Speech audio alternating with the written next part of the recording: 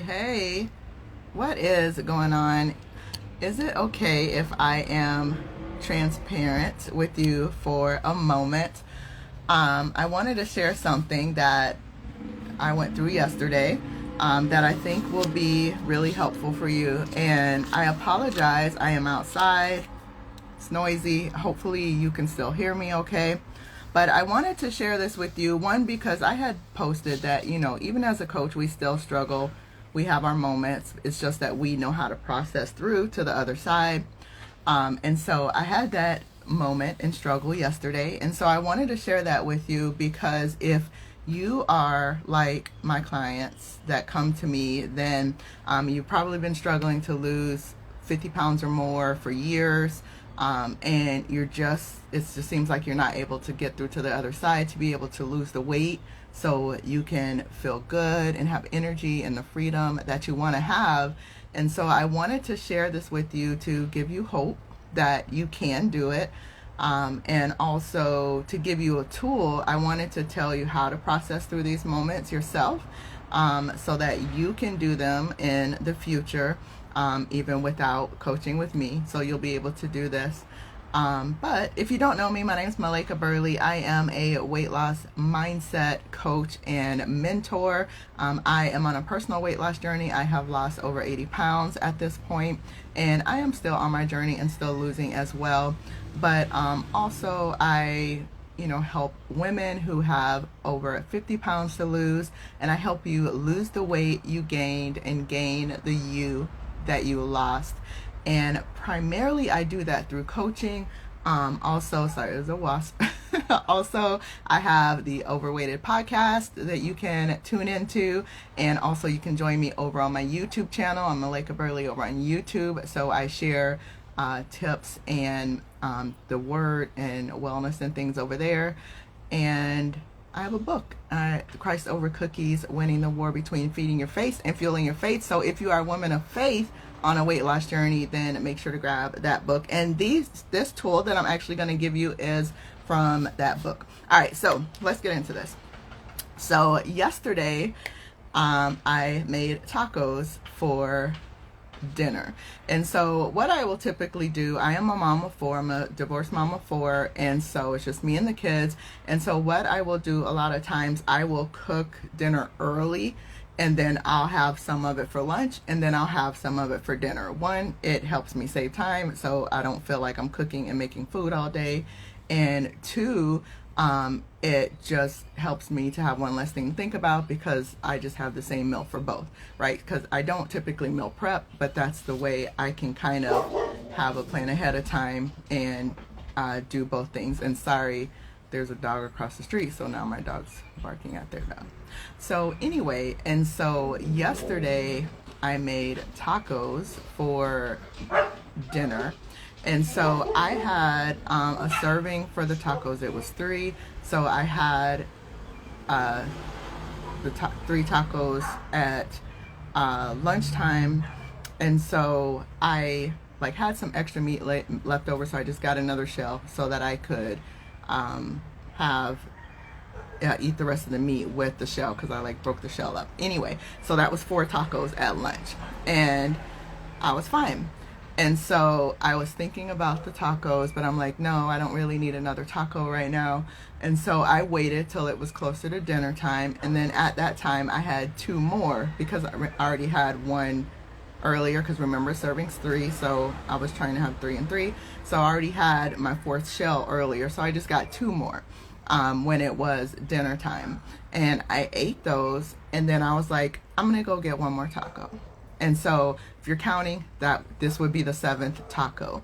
Now, so I could have, I was going in there to make the taco, and I stopped for a moment and I was like, wait a minute, why do I want this taco right now? So, am I hungry? What's going on? And when I really stopped to think about it, I was actually full.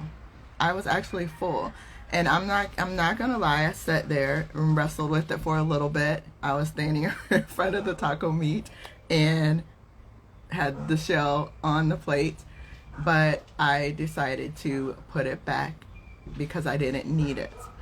I was just wanting it, but I didn't need it. And so, to be completely honest with you, I probably could have eaten 10 tacos yesterday. Not kidding. I could have eaten 10 tacos. And so I wanted to share that because there's two things I want to bring out here that I think will help you. One, I think we are so used as overweight women, as women that have been struggling to lose a lot of weight for some years, we have gotten to a point where we are so used to feeling stuffed that we forgot what it feels like to just feel full. Okay, so I want to say that again. We've gotten to a point where we are so used to feeling stuffed that we forgot what it felt like to feel full. And that is what was happening to me in that moment. I wanted that 7th taco to have that stuffed feeling, when I really needed to stop and sit for a moment and realize, like, wait a minute, I'm actually full right now. And so that was part of the reason I wanted the other tacos. Like I said, I could have ate 10 and just kept eating, but I wasn't hungry anymore. I was actually full, but I wasn't stuffed or overstuffed. And so I was wanting that feeling of feeling stuffed, right? And so I did not, like I said, I put it back, and so I didn't have it. So that's number one. I think we need to get to a point, and this is something that we would work through in coaching, to learning how to feel full again, not feel stuffed, right? So that was one thing. And the second thing I want to make you aware of is that a lot of times we do things just subconsciously. A lot of the actions that we do, we're not even thinking about, we're just doing them.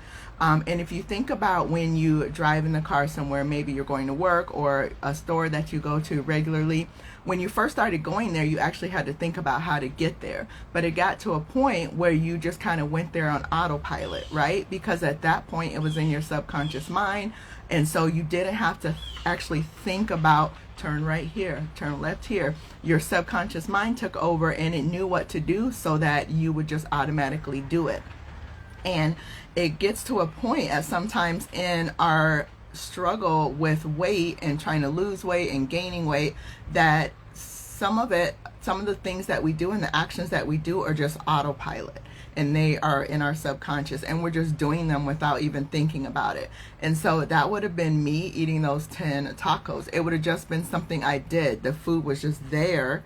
And so it was like I just wanted to eat it. And a lot of times that's what we do in the Clean Plate Club. I have a podcast episode about quitting the Clean Plate Club. That's something that I work with clients as well, where we see the food on our plate and it's like automatically we feel we have to finish all the food on our plate without ever thinking about the fact that maybe I was actually full halfway through, and it's okay to throw the rest away. Right? And so we do a lot of things just automatically because it's just something that we do, and that's been in our minds. And so I wanted to give you something to work through this. This was something I did yesterday, and it's something that I know will help you going forward on your weight loss journey. And so grab your journal, your pen, and write these down. Good morning, Oliver.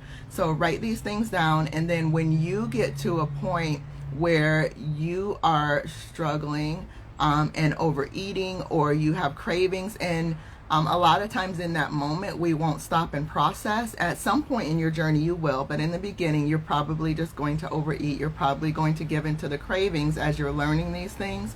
But what you can do is use this tool as a way to process after the fact. And if you're at that point where you can stop yourself, then use it as a tool before you overeat or before you give into the craving, okay? And so this is my 4S process. And I'm actually going to give you 2 of the questions because they're the most important 2 that will help you in this moment. The other 4 S's are in my Christ Over Cookies book, so you can grab that, or if we do coaching, I will give you that as well. But these are 2 of the 4 questions. These are the main 2 that you need. Yeah, so you were overweight as well, Oliver. So congratulations that you've lost weight at this point, and that you're living your healthy life. So I'm glad that you're not overweight anymore. Congratulations on that. All right, so here's the 2 questions. The first question you want to ask yourself, and they are both S's. They're both S's. So the first question is, what are you saying? What are you saying? So what are the things that you are saying to yourself in that moment? Or if you already overate, or you already gave into the cravings, what were the things that you were saying to yourself in that moment? It could be thoughts that you were thinking. It could be things that you were saying out loud. Whatever it is, what were you saying? Those could be things like, I deserve this treat right now, or I need another one, or whatever the thoughts are in that moment. I'm sorry, I didn't come up with examples before we got here, right? So what are you saying to yourself? That's the first S. What are you saying to yourself? Because what you're thinking is going to affect what you're actually doing, right? And so that's why you need to stop and think, what am I thinking to myself right now? Why am I wanting another taco right now? Why am I wanting this ice cream right now? Maybe you're like, oh, I'm sad and I just want some ice cream, or I'm stressed, I want to eat this piece of cake. What is it that you're saying to yourself? So stop and think about that.